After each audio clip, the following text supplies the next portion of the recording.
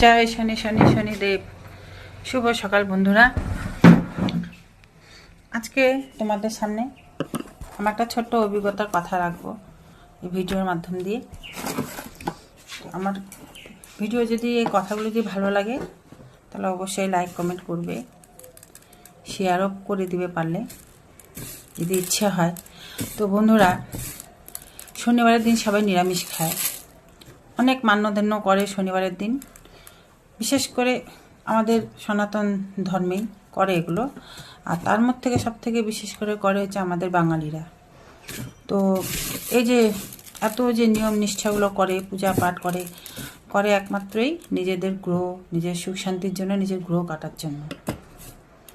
আর যখন পূজা পাঠ করে, বাড়িতে পূজা পাঠ করে, মন্দিরে গিয়েও করে, কিন্তু পূজা পাঠ যখন করে তখন কিন্তু সব নিয়ম করে। কিন্তু আমি একটা জিনিস সবসময় শুনে আসছি হামেশাই, যে শনিদেবকে পূজা দিলে নাকি শনিদেবের কাছে মাথা নিচু করে প্রণাম করা যায় না। মাথা নিচু করে প্রণাম করা যায় না, সোজা দাঁড়িয়ে মাথা উঁচু করে জাস্ট এভাবে প্রণাম করতে হয়। মাথা বলে নিচু করা যায় না, বা নিচু বসে শুয়েও প্রণাম করা যায় না। কারণটা কি?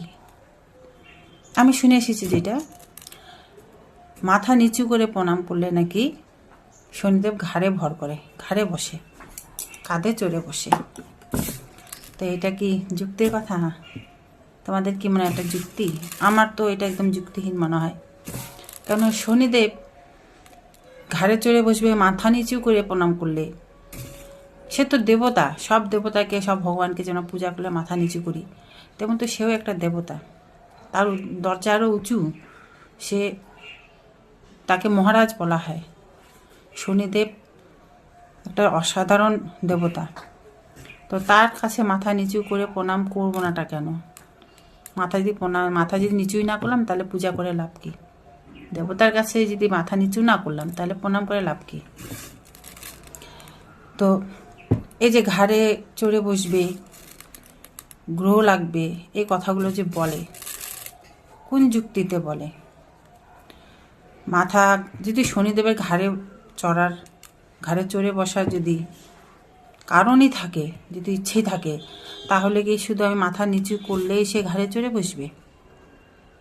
সে তো মাথা উঁচু কেন, আরও উঁচুর থেকে উঁচু দিয়ে মাথা যদি তোমার হচ্ছে রশি দিয়ে বাইন দিয়ে টানা দিয়ে উঁচু করে রাখে দেয়, বা হচ্ছে তোমার তার কাঠি লাগায়, কাঠ লাগায় যদি শক্ত করে সোজা করে রাখে দেয়, তাও তো সে ঘাড়ে চড়ে বসবে, তাই না?